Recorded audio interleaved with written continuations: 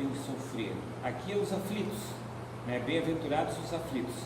Mas este capítulo ele diz assim, ó, quem são os aflitos? São aqueles irmãos que, na verdade, aqueles que conseguem superar este momento e aqueles que sabem sofrer. E saber sofrer é um aprendizado do Espírito.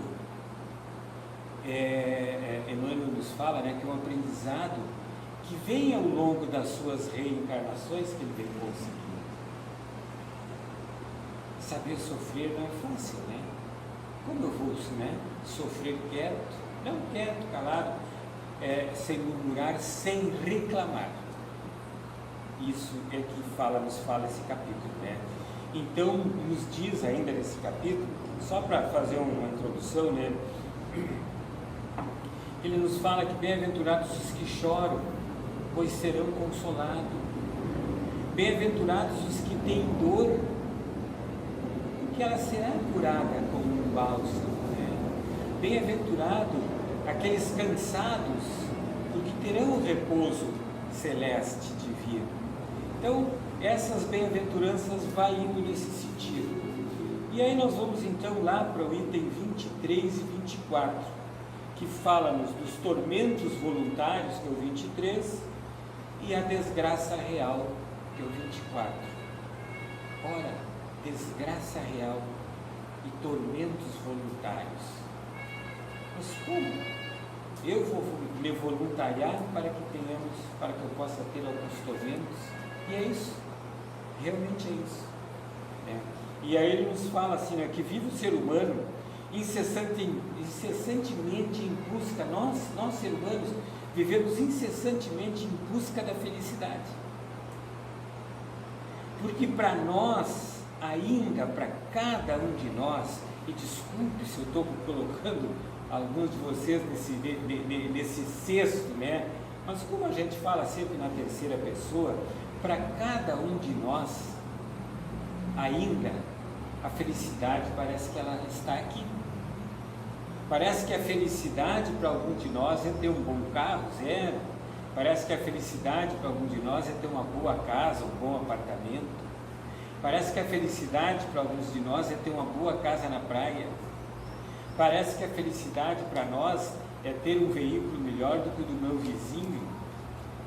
E aí nós vamos indo, né? Parece que a felicidade para nós é ter uma boa conta bancária, é ter um trabalho que nós não precisamos ir todos os dias, mas lá de vez em quando. Parece que a felicidade para nós, aqui eu vou falar um absurdo, assim, que a gente não fala essas coisas, né? É receber aqueles 600 reais que veio na minha conta e eu não pedi. Então eu vou lá e pego. Isso às vezes parece que é felicidade. Então parece que a felicidade para nós, às vezes, e nós fechamos o olho, é ter aquelas coisas que nós não poderíamos ter pelas vias normais. Às vezes ainda é assim para nós a felicidade. Então ele nos diz aqui nesse item, né, que a felicidade que o homem procura, né, o ser humano procura incessantemente, essa felicidade aqui na Terra, ela lhe foge, porque a felicidade sem mescla, ou meia felicidade, meia sim, meia não existe nos céus. Ela tem aqui na Terra essa felicidade com mesclas. Hoje, nos momentos que a gente acha que está feliz e amanhã está triste, nós não entendemos que a felicidade é amar o próximo.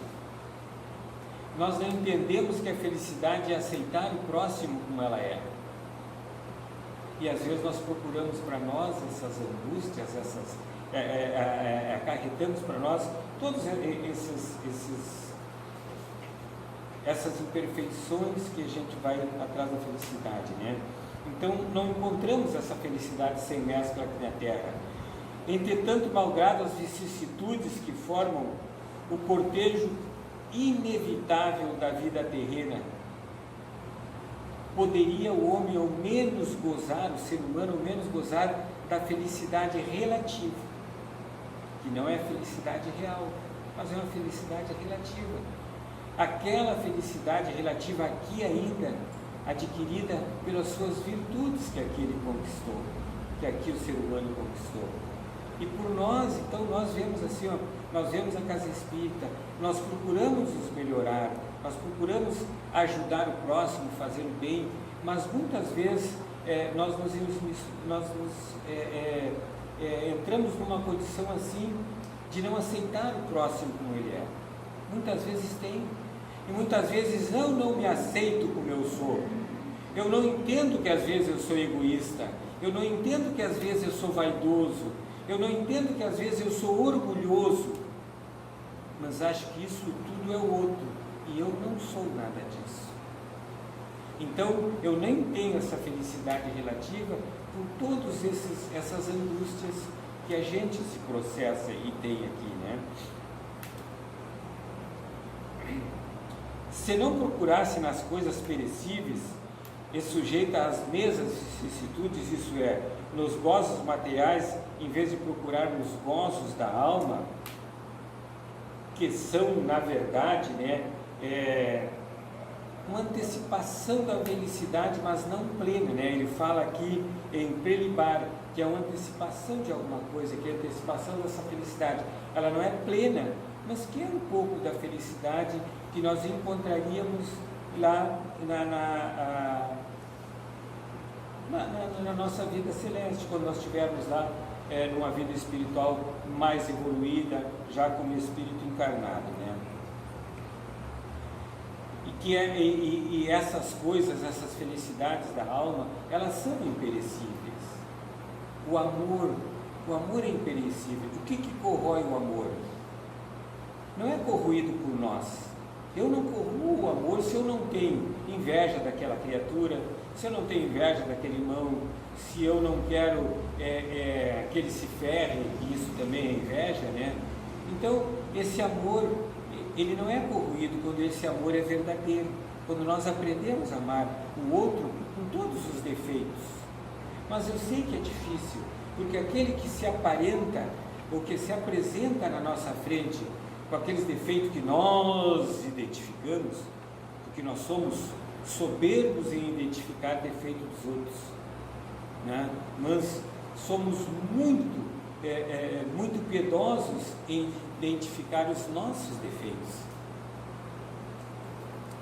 Para nós a gente sempre dá um jeitinho de perdoar esses defeitos, aquela coisa, enfim, mas nos outros logo a gente identifica os defeitos.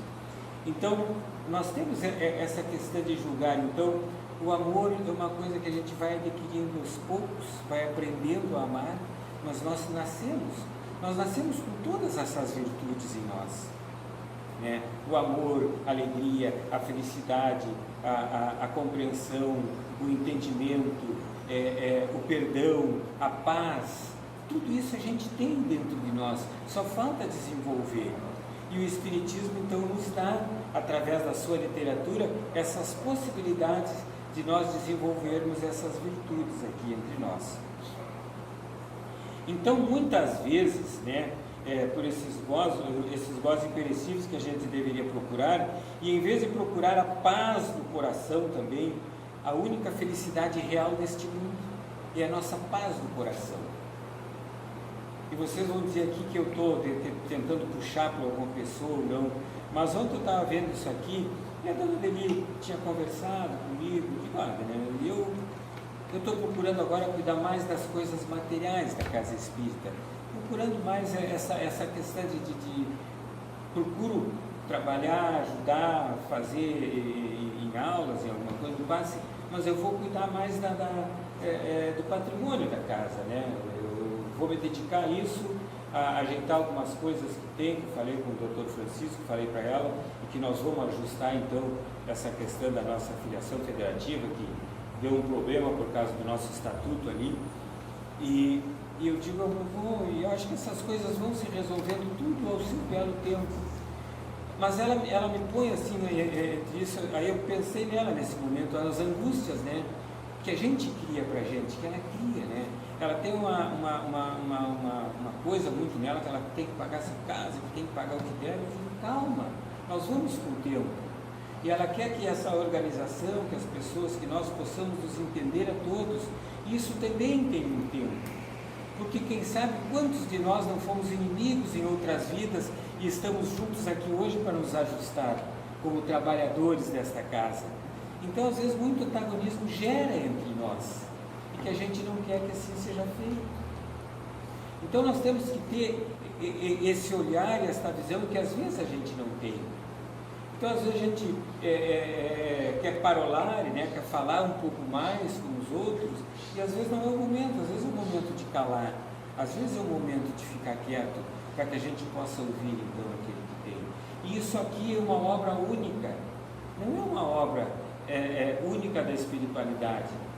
E aí eu estava dizendo para ela assim, para a dona Deli, puxa vida, nós construímos essa casa no inverno, e as pessoas que nela trabalharam na parte mais dura da construção, às vezes estavam na chuva, às vezes botavam um pedaço de plástico no lombo para não se molhar, e não pegaram uma tossezinha sequer no período da construção, porque era uma obra para a espiritualidade, né? Então a espiritualidade nos ajuda. Então, quando nós tivermos esses problemas, essas angústias, e que nos fala aqui dos tormentos, né, que a gente tem na casa, isso passa, porque isso é uma obra da espiritualidade. Isso aqui, nós estamos aqui porque nós nos comprometemos na espiritualidade em estar aqui. Mas isso é uma obra de Jesus. Esta casa, para que todos nós possamos vir ser acolhidos aqui, todos nós trabalhadores ou não, isso é uma obra. E a espiritualidade está aqui para nos ajudar. Peçamos ajuda, que sempre vamos ser ajudados, né? Então, que esses tormentos, que a casa não se torne, diz para ela, um tormento para a senhora, mas que a casa espírita se torne, sim, uma felicidade real, uma coisa que aqui se ajudou a construir. Claro que ela não foi uma pessoa sozinha, ou ela sozinha que quis, mas com a vontade da espiritualidade que isso se levantou.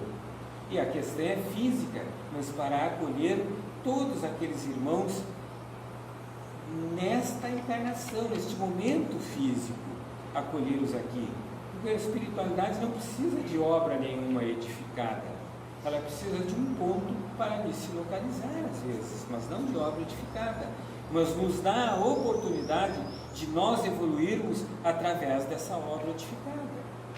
Então, isso diz para ela, então não fique com esses tormentos se preocupando, né? As coisas todas vão dar certo a cada momento, né?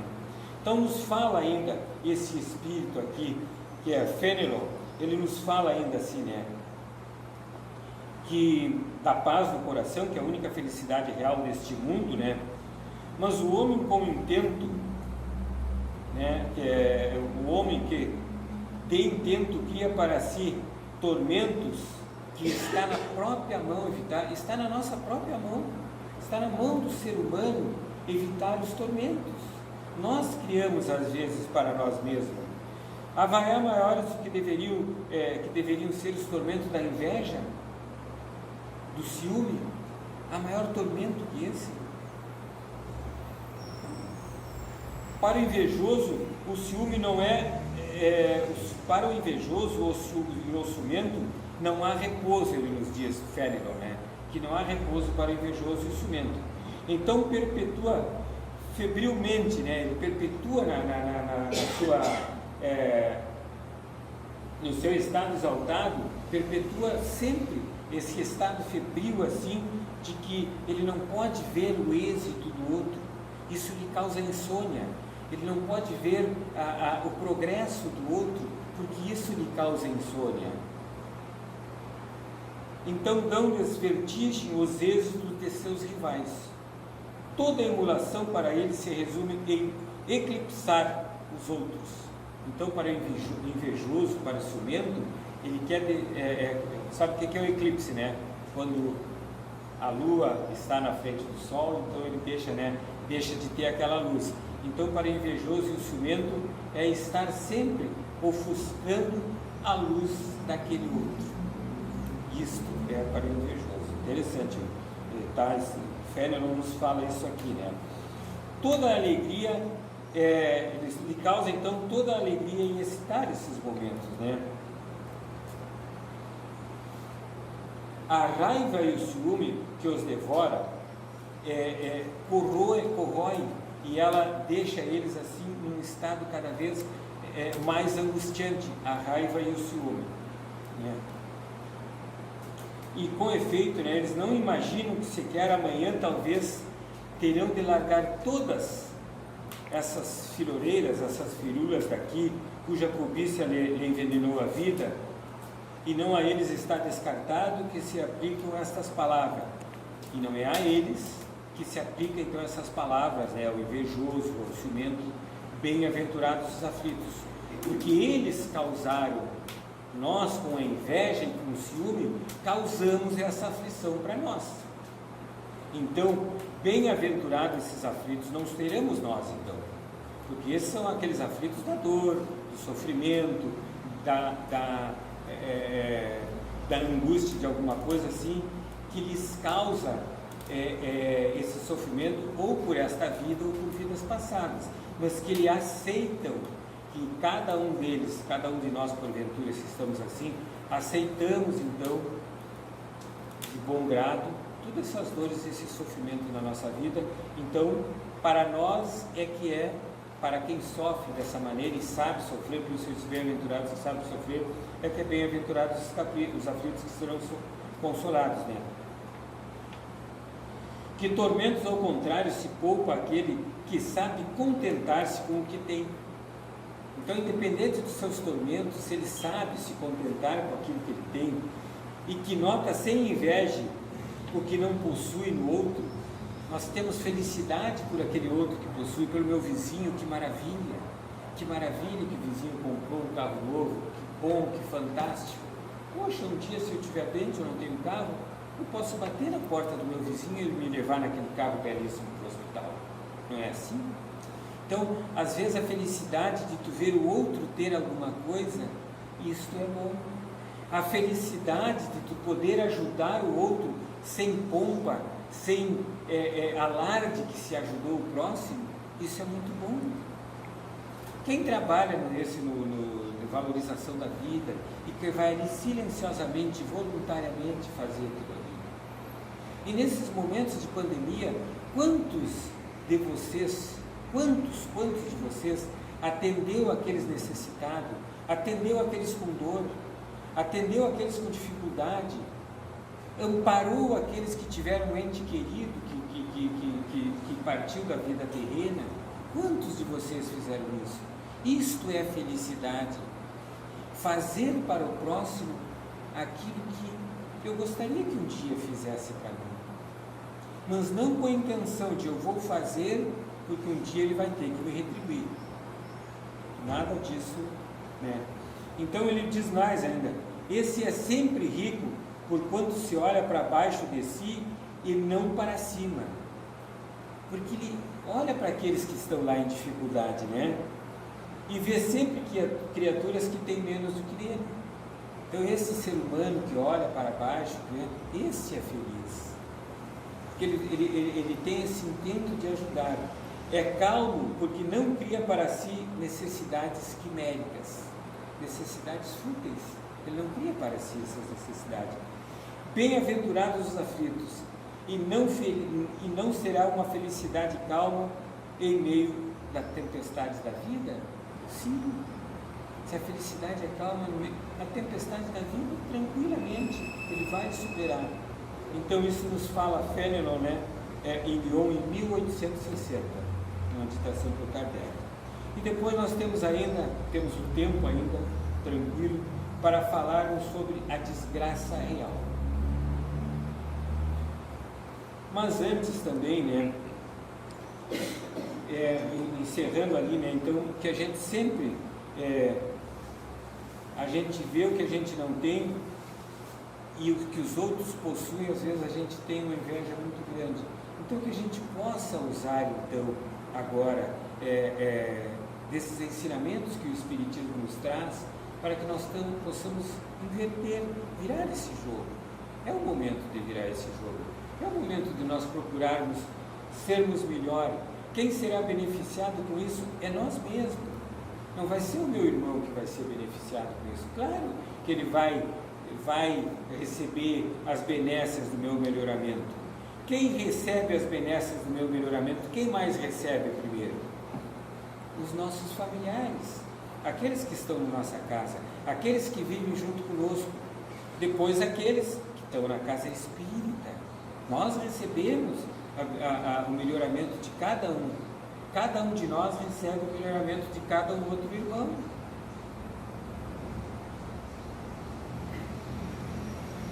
E a desgraça real, tanta, né, nos fala aqui também,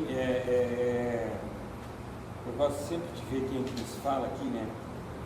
Delfina de Girardin, Paris, 1861. E aí então ela passa isso para o Kardec, nos fala, né? Toda a gente fala da desgraça, toda a gente já sentiu e julga conhecer o caráter múltiplo. Então, todos nós já entendemos, já subimos pela desgraça, já sofremos pela desgraça, né? Então, todos nós somos mestres nisso. Aí ela diz assim, ó, venho eu dizer-vos que quase toda a gente se engana e que a desgraça real não é absolutamente o que o ser humano, isso é, o que os desgraçados supõem ser. Aí eu vou, essa semana, vendo isso, né? Eu digo, meu Deus, né? Então realmente, às vezes tem algumas páginas do Evangelho que a gente não lê todo, a gente lê o Evangelho, mas às vezes não lê todo, às vezes usa muito com estudo, enfim, mas tem algumas coisas que nos passam desapercebidas, a gente lê, passa por ali e nem se dá conta, né? Então, ela diz assim, ó, que não é realmente o que a gente supõe, porque quem somos desgraçados somos nós. Não somos esses espíritos sofredores. Ele vai dizer, mas eu não sou. Não. Mas por que nós estamos aqui? Estamos aqui uns para ajudar os outros? Sim, com certeza. Mas ainda nós estamos remando junto no mesmo barco. Então nós não estamos fora do barco. Nós aqui, todos aqui, nós temos esse mesmo barquinho aqui. Né? Uns pegando remo, outro de timão, outro olhando a direção, outro dando água para o outro, né? O outro dizendo para o outro, descansa que agora eu vou remar no teu lugar. É assim, nós estamos neste barco todos juntos, né? Então ela nos põe todo lado. Eles veem na miséria, no fogão sem lume, né? No fogão sem calor, sem luz, né? No credor que ameaça, no berço que o anjo sorridente desapareceu nas lágrimas do féretro, que a gente sofre, né? Quando uma criança desencarna, né? Que se acompanha de cabeça descoberta e com o coração, ele fala daquele, né? E com o coração despedaçado quando desencarna, o ente querido, né? Na angústia da traição, quando acontece isso, nós sentimos a chinela dos chinelos, né? Na desnudação do orgulho que desejava envolver-se em púrpura e mal oculta a sua nudez sobre os andrajos, né? Sobre os farrapos da vida, sobre os farrapos dessa existência, né? Ele fala aqui da vaidade. A tudo isso e muitas coisas mais se dá o nome de desgraça na linguagem humana. Os males que sofremos, que nós entendemos que alguém nos fez, enfim, nós entendemos que isso é uma desgraça terrível. Puxa vida, eu criei aquela pessoa como meu filho e olha o que ele fez para mim. Eu criei aquele amigo, meu amigo do meu filho vinha só na minha casa e olha o que esse infeliz fez para mim. A gente diz até assim, né? Então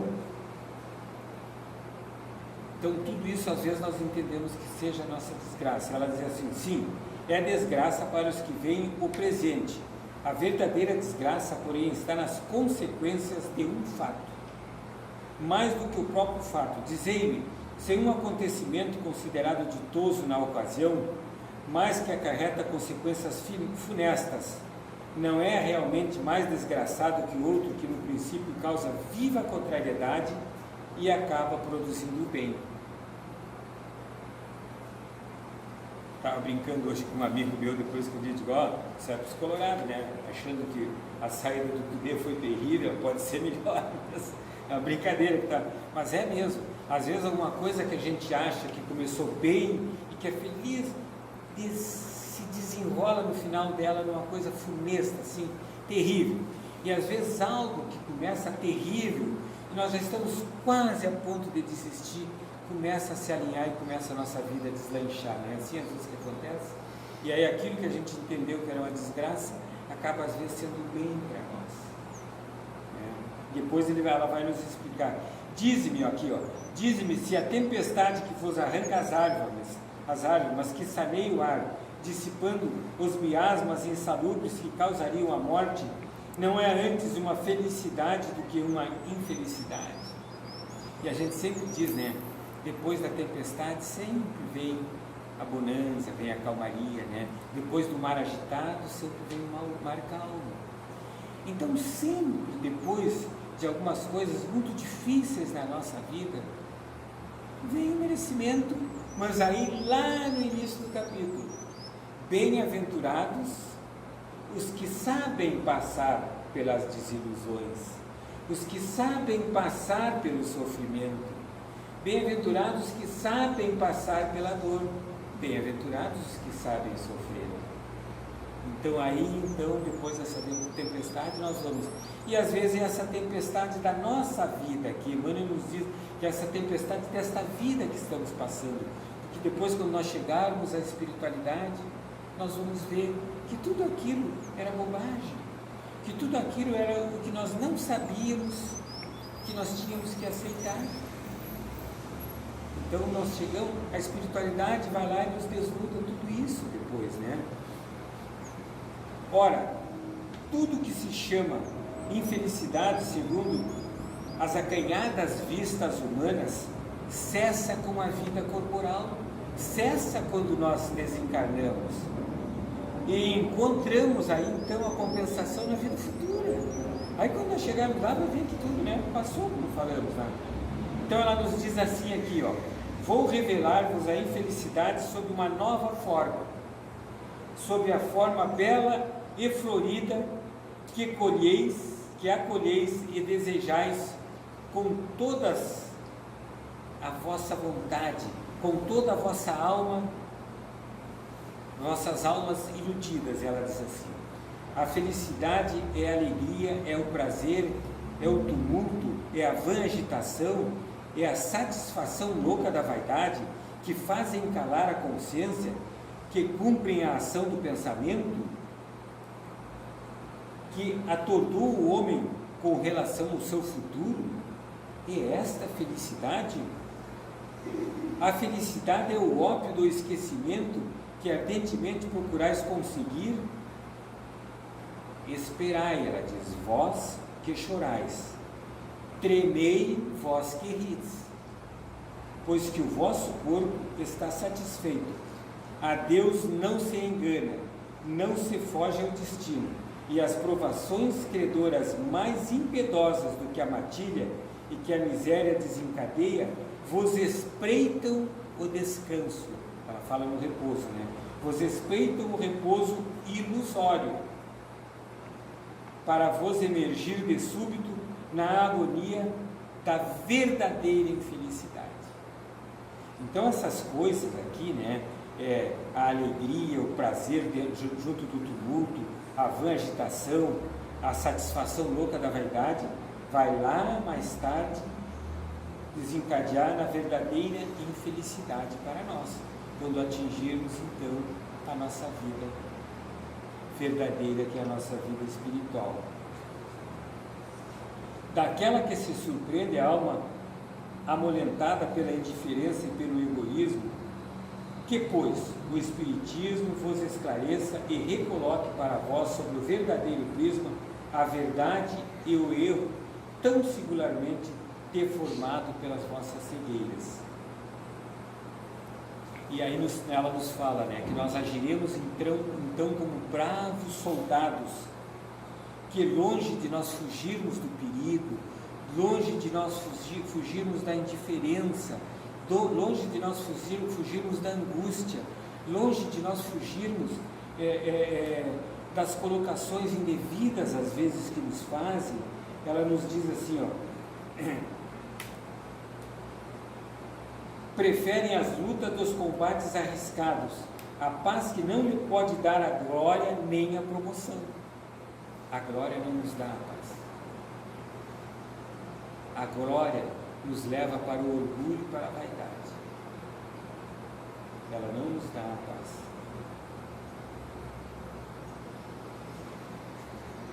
Que importa o soldado perder na refrega armas, bagagem, uniforme, desde que saia vencedor? Que importa ao que tem fé no futuro deixar no campo de batalha da vida a riqueza, o manto da carne, os seus bens, o seu orgulho e a sua vaidade? Para ele não importa nada disso. Não tem, né? Contanto que sua alma entre gloriosa no reino dos céus. E é isso então que nos deixa esse capítulo fantástico, né? Bem-aventurado nós que possamos um dia saber sofrer.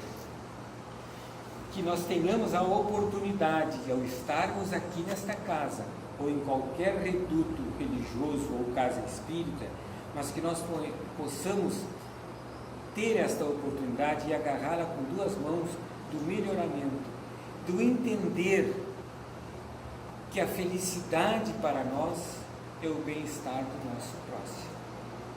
E aqui para nós é o bem-estar de todos esses irmãos, de todos nós que trabalhamos nesta causa e para a nossa evolução. Que tenhamos todos uma boa semana de muita paz e muita luz. Obrigado por todos.